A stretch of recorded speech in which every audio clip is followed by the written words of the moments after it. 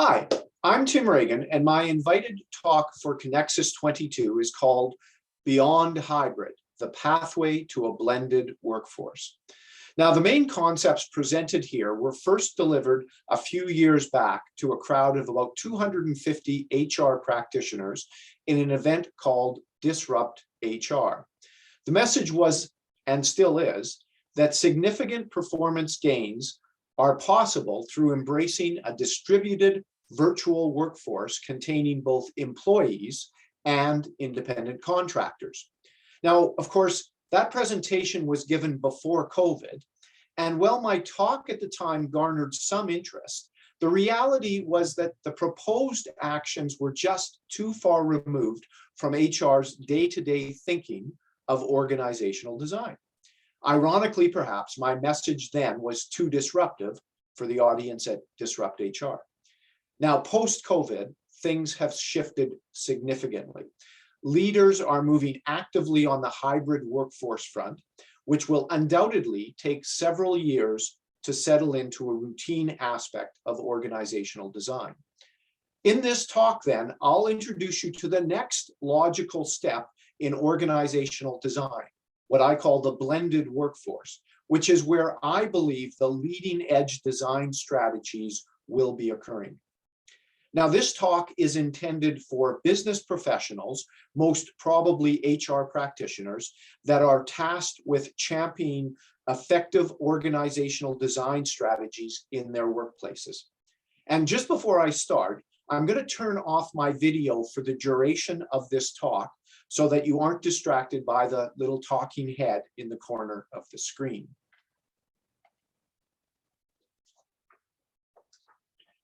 Now, a little bit about me, just so you know where this is coming from. I've been a lot of things in my 30+ year career, and I've worn a lot of different hats. I've been an employee located on 2 different continents with 4 different global companies and having various responsibilities, global and regional, in my own work. I've been the head employer as the CEO of a tech startup. I've been self-employed and self-directed as a contractor, a coach, author, researcher, professor, business acquirer. I own and operate a couple of companies. One thing that I have never been in my career is an HR professional. I've always been on the strategy and business operations side of the company, never the people side. And frankly, I really do feel it's unfortunate that we even talk this way and separate those two out. But in my experience, that's the reality. We talk about the soft side of business, the people side, and we talk about the hard side of business. Now, from my acquisition and operations of a career services business, I've learned firsthand that we need to do a much better job of fusing these two sides back together in our modern organizations to provide greater agility, resilience, and sustained business performance. And one major step forward to accomplish just that, and an area where HR professionals absolutely can and must play a pivotal role, is to champion the creation of your own blended workforce. And this talk will show you how. Now, there's 3 things that I'll cover off in this talk. The first is an overview of the challenges that our organizations face from unprecedented disruption, which is demanding new ways of thinking. Secondly, I'll introduce the concept of the blended workforce. And to have a little bit of fun with it, I'm going to do this through a management fable about a mythical organization.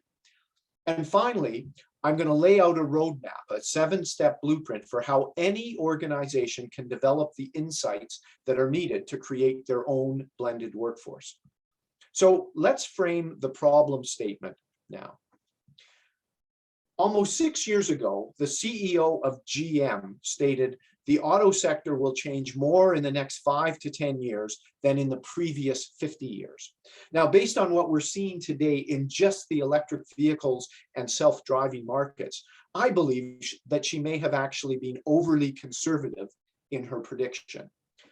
An often quoted statistic from a 2015 educational study stated that 65% of those entering grade 4 today will be employed in jobs or industries that don't currently exist. And you don't have to look very far to see new industries springing up all over the place, which never existed even 10 years ago or a few years ago. Now, as professionals working in organizations and institutions today, I suspect none of this is lost on you. We are due for increasing turbulence and disruption in our immediate future. Our current global pandemic reinforces that point. The big difference with the global pandemic is that we've all experienced it at the same time, and so it's permeated every aspect of our awareness. Most disruptions tend to be much more localized than a global pandemic. But what COVID-19 has done is really focus us in on how both constructive and destructive sustained turbulence and disruption can be in our respective organizations. And COVID-19 is most definitely not the last disruption that we'll face. The forecast is clearly for increased turbulence ahead. Now, the obvious lesson from previous disruptions and what we are taking away from our own COVID experience is that ourselves, our people, and our organizations need to be more agile, adaptable, experimental, and resilient to shock. Now, what does it mean to have an agile workforce in an adaptive organization? What does that even look like? Well, one way to think about this is to state the problem as an organization design challenge. How do we continue to deliver the critical short-term performance improvements the organization depends on, while at the same time developing the adaptability to quickly respond to unknown conditions in the near future? As every working professional knows, our organizations demand both short-term performance and longer-term adaptability. How do we deliver this? Now, before we go there, let's look at the standard building block of traditional workforce design, the concept of the employee workforce.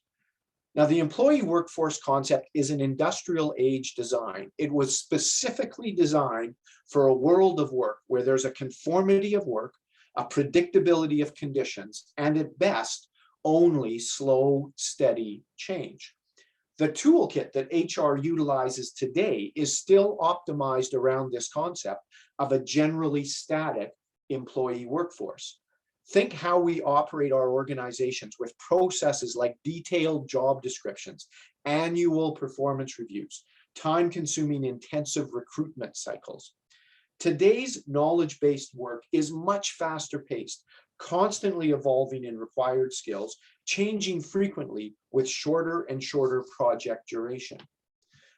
The industrial era thinking that still permeates HR groups everywhere is holding us back from tapping into the performance potential of the people that we engage. Now, contractors, consultants, freelancers, we've always used these kinds of available free agents as an ad hoc response to short-term needs. The opportunity at hand now is to evolve this massive army of independent contractors, of free agents, into a functioning workforce platform for your organization to deliver huge gains in organizational adaptability and performance.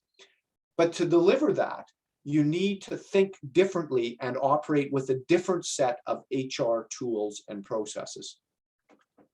Now, here's the long-term goal that we're aiming for: a blended workforce of full-time employees and on-demand free agents. And of course, that workforce is not static, but always evolving based on organizational and business goals.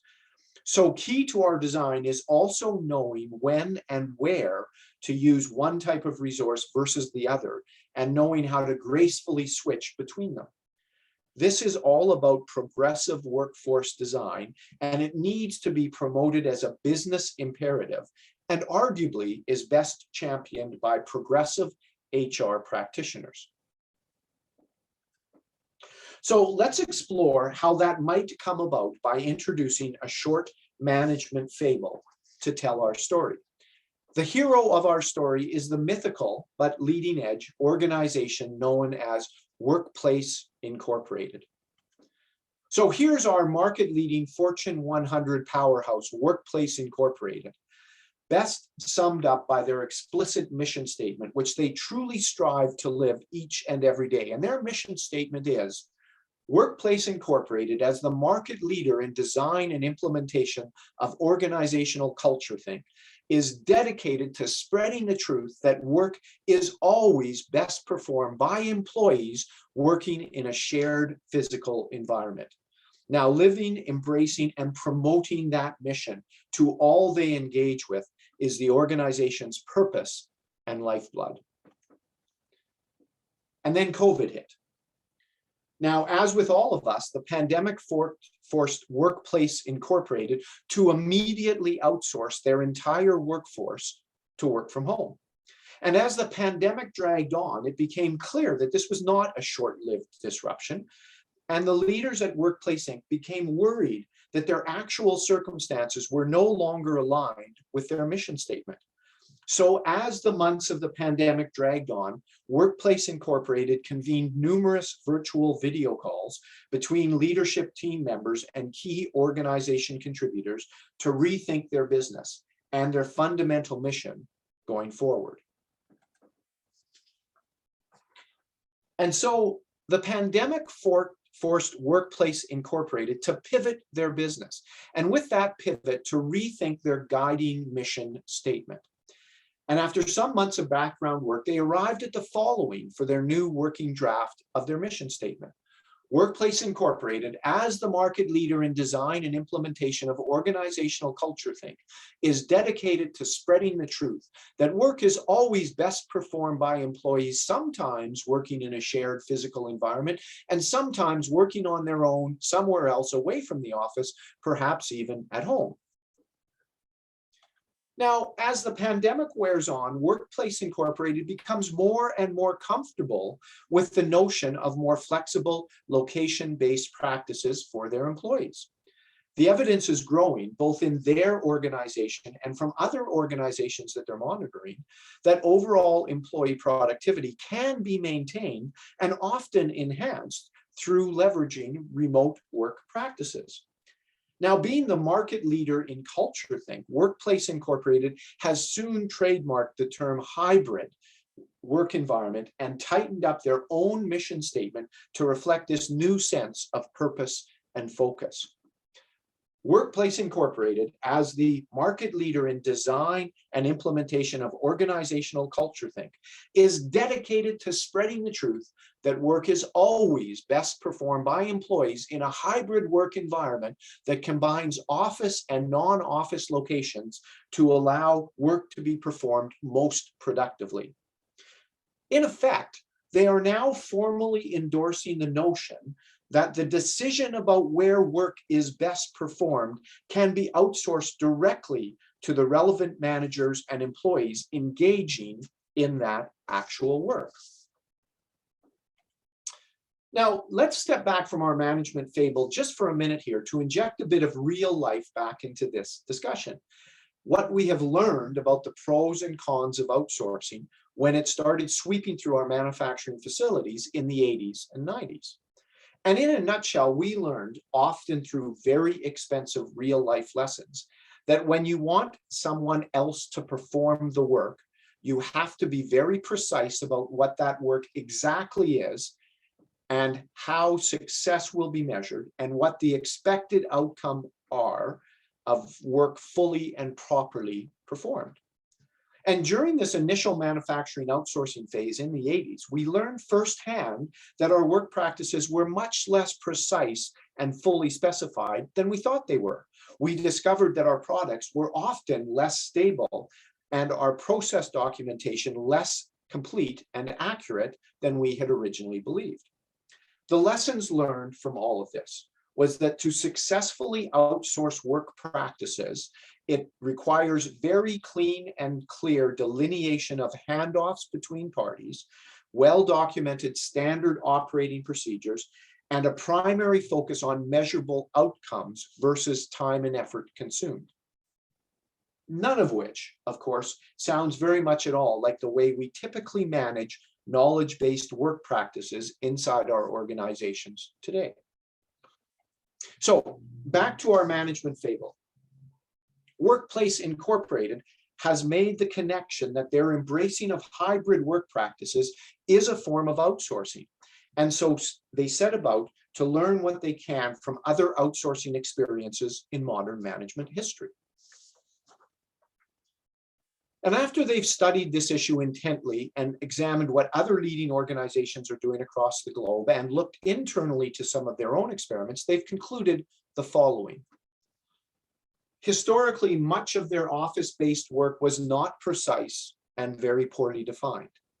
Much of that work is informal, and it benefits from proximities to others rather than clear deliverables and handoffs. Getting desirable results and outcomes to work activities often requires interrupt-driven conversations and unplanned physical interactions, due in large part to imprecise requirement setting and lack of specificity in the upfront planning. Close proximity allows for group learning through impromptu meetings and small informal get-togethers, and rapid adjustments to plans, which often help improve quality of final deliverables. And office-based work environment was in fact excellent for creativity, innovation, and collaboration, but not very good for disciplined, structured, deep work. Now, their detailed study of this issue leads them to understand that achieving optimal success with a hybrid workforce will require significant adjustments to their traditional workflow processes and their approach to managing people and projects. Now, the positive spin that Workplace Incorporated embraces, being a market leader in organizational culture think, is that shared work projects performed in a highly distributed fashion opens us up to start to rethink how to define, structure, measure, and monitor our workflows and our work teams. In fact, it's this openness to rethinking how we structure our work that helps Workplace Incorporated make their next big jump in organizational effectiveness thinking.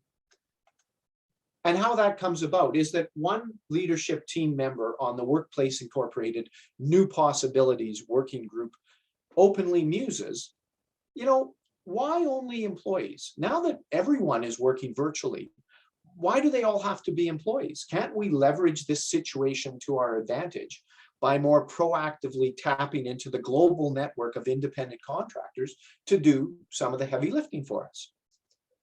Now, checking out the sea of blank faces staring back over that Zoom call, she took another deep breath and added, well, since we need to redefine our deliverable expectations and workflows to optimize our effectiveness with a virtual distributed workforce, can't we design in some guidelines for how some of the work might be outsourced to contractors to provide us more options, more flexibility, and possibly lower long-term costs? And once the first person spots the elephant in the Zoom room, others start chiming in and agreed that there was indeed an elephant of an opportunity to explore here. It might just be an ideal time to rethink exactly what the benefits of having dedicated employees were and when, and with what kind of work products and projects it was critical to own employees versus renting free agents. Now encouraged to challenge their status quo employee-centric thinking, they explored what performance and agility benefits could be achieved with a better framework for integrating non-employees more fully into their workplace.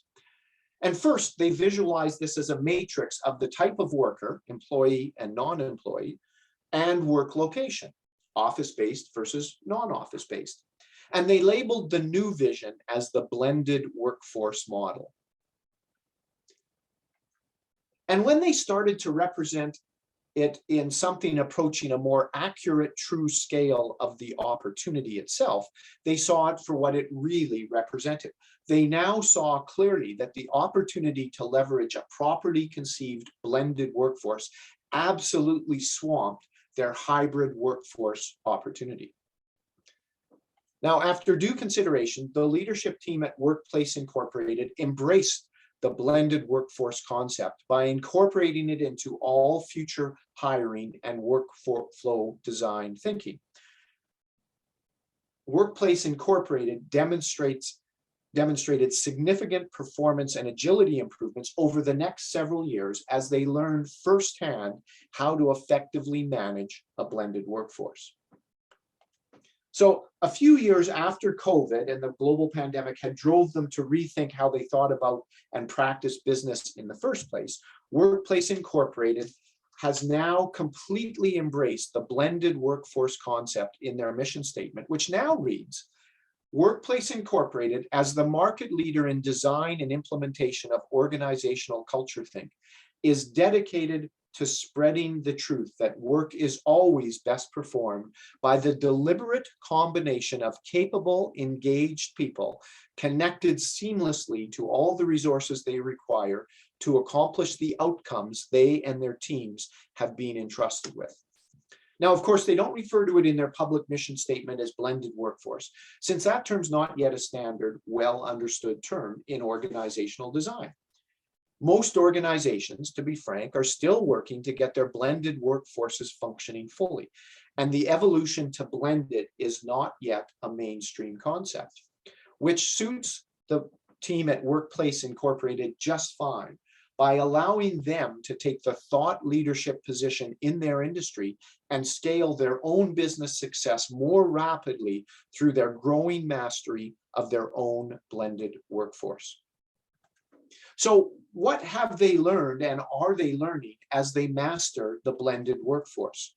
Well, when designed properly, a blended workforce allows for faster starts to new projects and programs. Rather than the cumbersome traditional hiring process with its 3 to 5 month delay to fill new positions with full-time hires, they were able to source and contract free agents within a few weeks and get new projects and new skill sets ramped up much more quickly. It provided lower risk profile for unproven ventures. This faster start, faster start was found to also lower the risk profile on new ventures. With a faster start, they were able to move much more quickly and arrive at critical go, no-go investment decisions more rapidly. And no long-term financial commitment to free agents made no-go decisions less painful and less costly for the organization. It forced clarity of expectation and improved communications. An unexpected but very welcome outcome was increased deliberation, planning, and expectation setting of roles and expected outcomes when engaging free agents and full-time employees. They found that rather designing a full-time role around acquiring a key skill set and then padding the role with other responsibilities to fill the available time of the new hire, which is most often the case when we design around full-time hires, they were now able to much more precisely acquire just the proportion of the skill set they actually needed to accomplish a very specific outcome. This forced much greater clarity on the work teams and organization, which further improved their overall team and organizational effectiveness. They found that it imposed no long-term cost structure. So even though free agents cost more on a per hour basis than a full-time employee, they discovered that they enjoyed much greater cost efficiencies overall. In large part, this was because they were only paying for time on task of free agents and not paying for any idle time, which turned out to be a huge component of a typical employee's working week. Their own modeling suggested that even their best employees were only about 65% productive in a typical 40-hour work week, which was one of the major factors that allowed them to understand at what level of engagement it made economic sense to move from free agency to full-time employees and vice versa. And it provided greater agility by getting new initiatives up and running faster by supporting a smaller core team with more free agents. They found they were fundamentally more agile as an organization. They discovered that the introduction of free agents brought more external experience to the company more quickly, which helped break down some of the cultural resistance to experimentation. Another positive was that the blended workforce improved trust levels by providing internal employees with a path to free agency when they wanted that, and by providing a path for free agents to become full-time employees, which further increased the agility in overall workforce planning and implementation. And as a final benefit, growing HR credibility. Now, the HR-centric teams that championed this evolution inside Workplace Incorporated discovered that they were increasingly involved in deep strategy work by the leadership team, and through this initiative, solidified their position at the big table.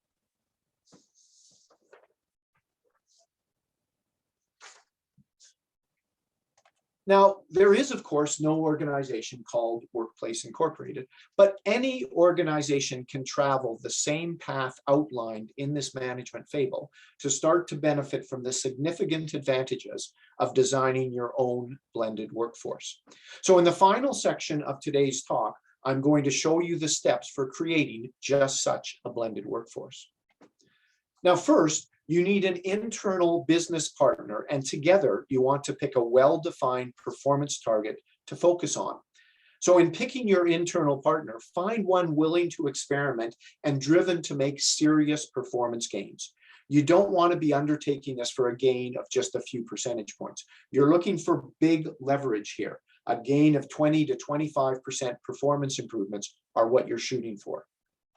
And within this bounded experiment, identify the specific team members that are going to be responsible for delivering those performance improvements. Give that team the visibility, permission, latitude, and the tools and coaching to assist them in identifying and removing the internal roadblocks that are holding back performance. Focusing on this for 2 consecutive quarters will deliver an impressive and sustained performance boost. Now, this is a great place to bring up what we've learned from COVID. In the first shutdown, companies around the world enabled their workforces to work from home. And they did that over a weekend, whereas just a few weeks earlier, it had probably been a daunting 2 to 3 year project on IT's plate. So the lesson is that when the need is there, we can move fast and generate dramatic results. Imagine unleashing that kind of focused urgency in this performance turbocharging initiative. Imagine what's possible for your organization.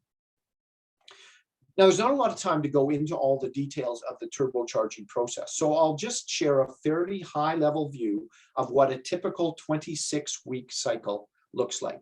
Phase 1 is the first 4 weeks, and it's all about project scope and preparation. Here, the champion determines the mission and the critical performance indicators to focus on. We identify the team members that are tasked with that mission, and through facilitated workshops, we determine the key metrics that will measure ongoing mission effectiveness. We develop the how-to methodology, the team norms, and critically, we address the what's in it for me issues.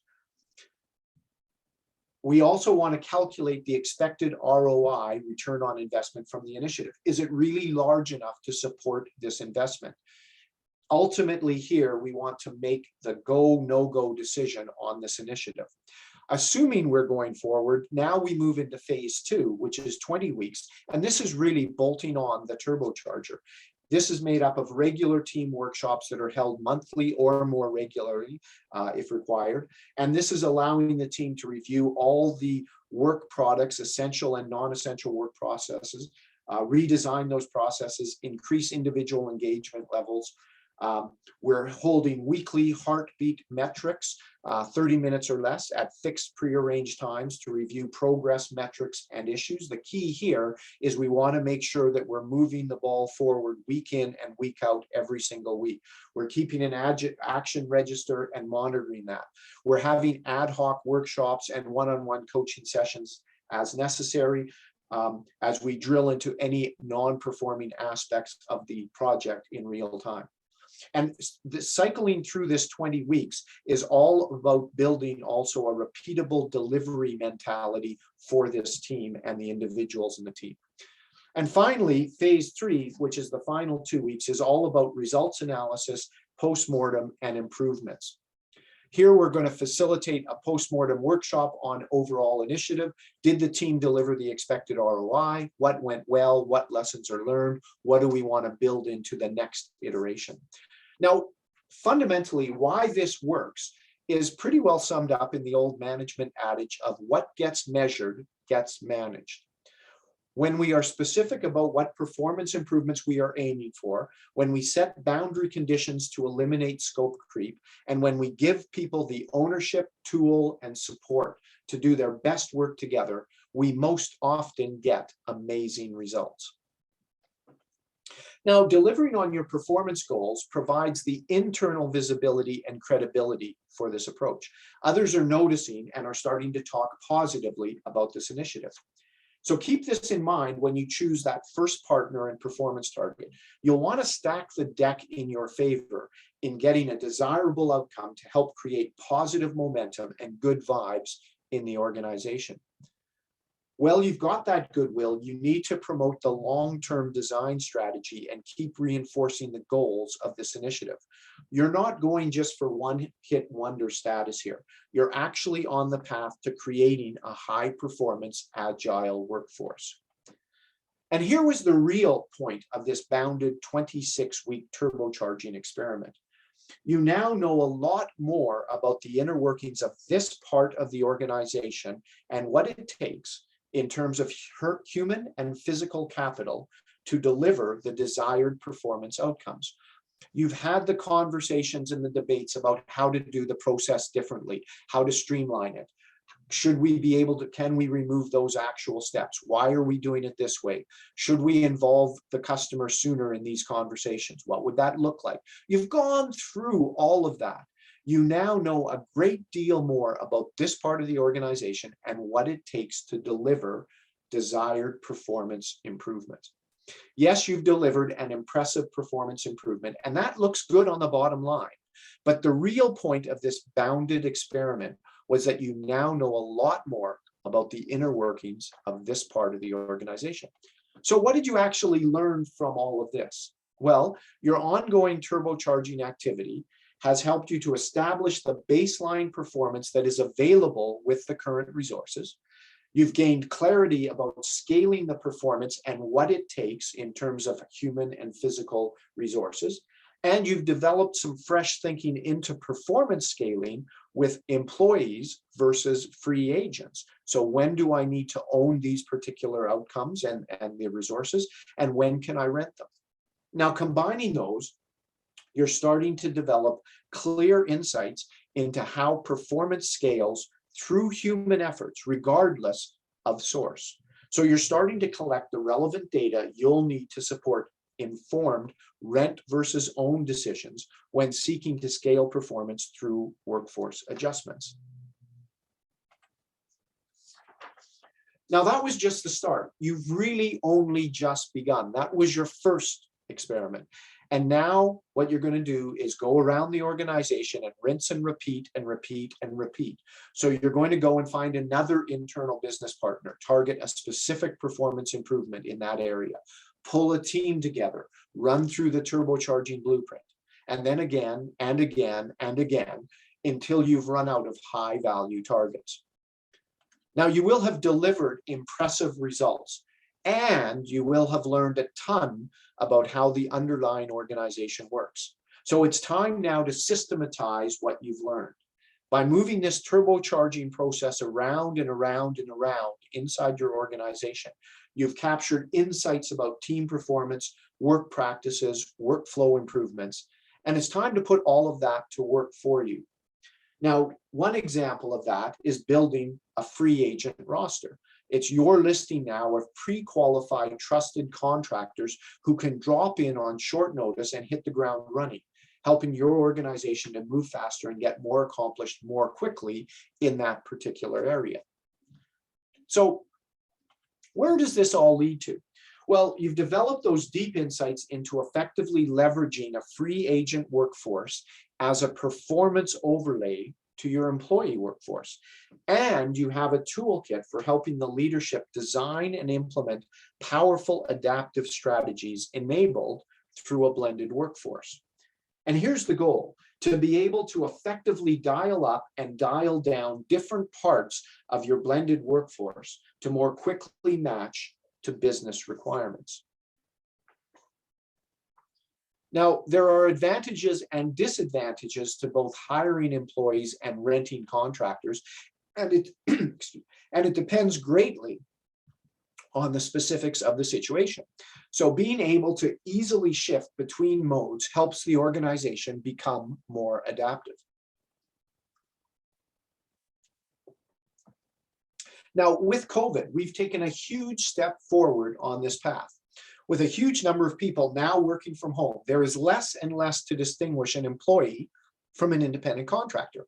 We're all at the end of a video conference call these days, and whether you're working full-time for the company or just focusing on a specific initiative as part of a team, as a rented free agent, it all looks and feels the same on video calls. So let's fast forward a few years, and you're starting to put this into play in your organization in a serious way. You're now able to rapidly engage and disengage these highly qualified free agents within your blended workforce.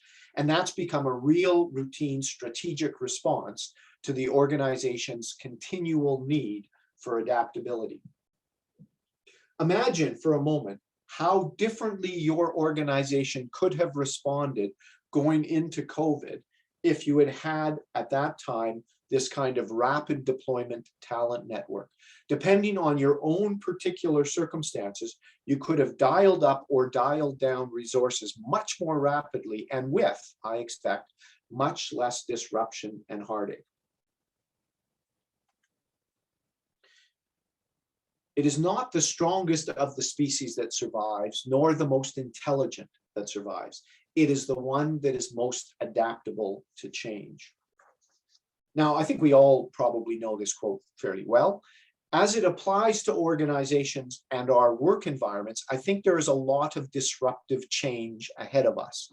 That's how I started this talk.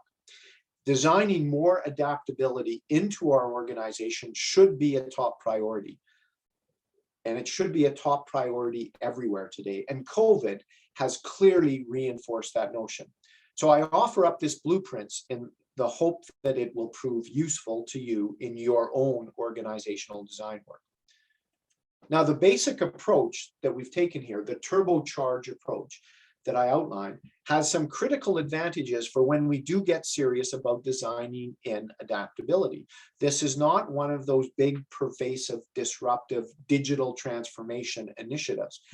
In fact, it is not disruptive to the overall organization. It is very highly focused, bounded, and time limited.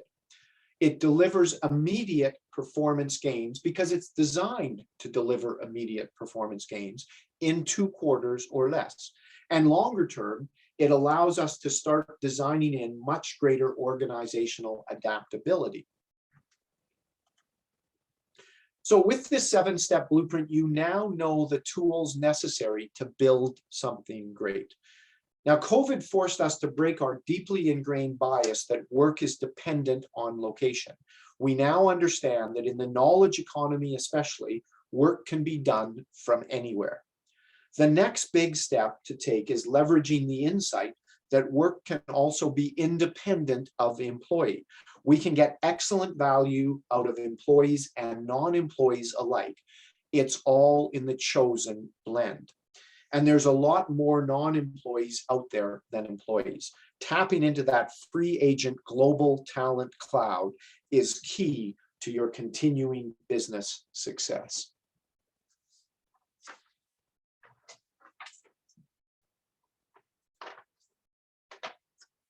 Now, of course, sometimes the obvious things to do are not the reasonable things to do, especially when they buck up against the status quo thinking that permeates much of our organizational thinking today. And consider, in closing, this wonderful quote by George Bernard Shaw. "The reasonable man adapts himself to the world. The unreasonable one persists in trying to adapt the world to himself. Therefore, all progress depends on the unreasonable man."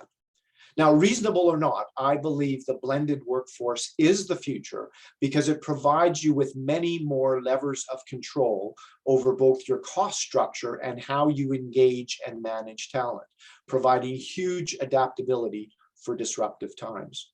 So I will persist in being unreasonable as it is in my very nature. I welcome you to join me in this unreasonable journey. Now, if you want to get in touch with me to find out more about this, there are various ways. You can email me at treagan@seaviewstrategies.com or connect up via LinkedIn. And in either case, please do let me know that you've watched this talk as part of Connexus 22. You can also set up a time to speak directly with me through my Calendly app, which is shown here on the slide. Now, I do hope that this talk has sparked some ideas that you can experiment with in your own work. And I would be delighted to join you in your own journey towards a blended workforce. So thank you very much for your time and attention today.